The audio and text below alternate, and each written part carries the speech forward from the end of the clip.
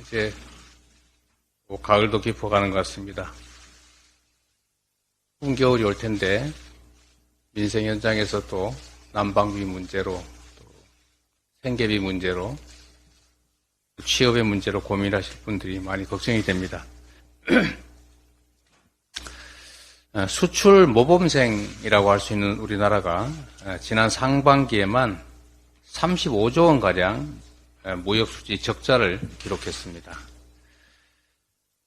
안타깝게도 하루아침에 208개국 중에서 200위로 순위가 급락했습니다.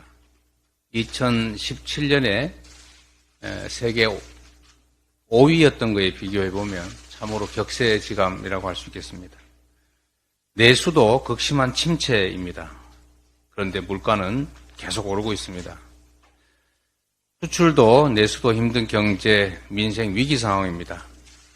누가 나서겠습니까? 정치가 나서야 하고 그중에서도 정부가 나서야 합니다. 예산은 고통받는 국민의 삶을 지탱할 최소한의 안전장치입니다.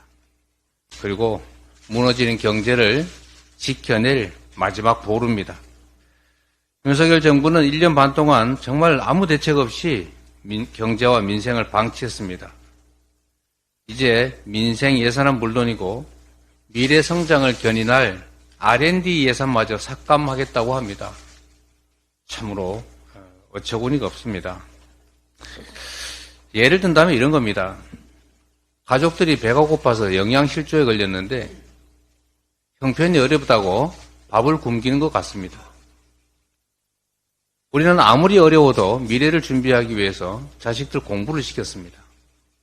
그런데 형편이 어려우니까 공부는 무슨 공부냐? 그냥 밭에 일이나 가자. 이러고 있는 겁니다. 반성한다면서 말 따로 행동 따로 이런 모습 반드시 고쳐져야 합니다. 이런 방식으로는 결코 민심의 신뢰를 얻을 수 없다는 거 명심하시기 바랍니다. 피부에 와닿는 실질적인 조치가 절실합니다. 어제 당정에서 코로나 이후에 고통받고 있는 자영업자 대책을 발표했습니다. 만족스럽지는 않지만 그래도 오랜만에 보는 잘한 결정으로 생각이 됩니다. 그러나 여전히 턱없이 부족하다는 점도 상기하시기 바랍니다. 윤석열 대통령께서 내일 국회에 오십니다. 이번 시정연설에서는 이런 국민의 고통에 제대로 응답하기를 바라고 민생과 경제를 살리기 위한 실질적 대책이 마련되기를 기대합니다. 국정기조에 전면적 전환이 있다, 생각이 바뀐 것 같다라는 평가를 할 수 있게 되기를 바랍니다. 9.19 남북 군사 합의를 이 정부가 자꾸 파기하려고 합니다. 우리의 경험으로는 9.19 군사 합의 이후에 명백하게 북한의 군사 도발이 줄어들었습니다. 군사 충돌이 줄어든 사실은 신원식 국방장관도 인정하고 있습니다. 그런데 왜 국민의 생명을 담보로 윤석열 정권이 9.19 군사 합의 파기를 추진하는지 이해가 되지 않습니다.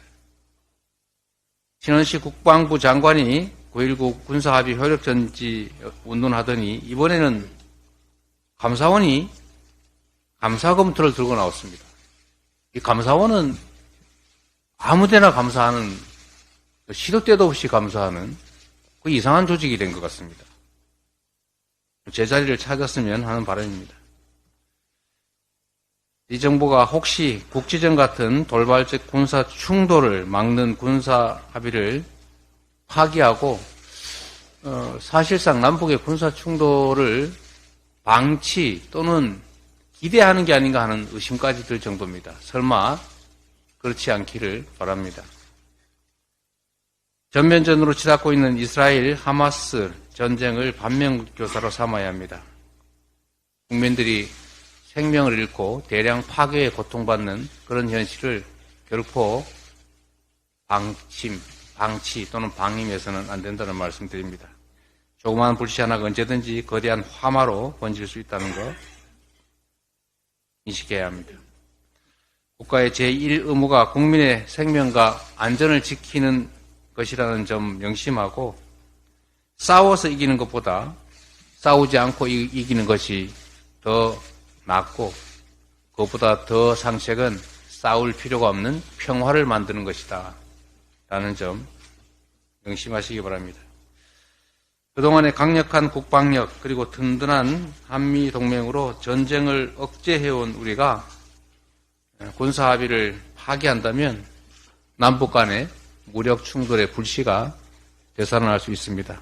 이로 인한 피해는 오로지 국민 그리고 인근 지역, 접경 지역 주민들에게 돌아간다는 사실을 명심하시고 신중하게 접근하시기를 바랍니다.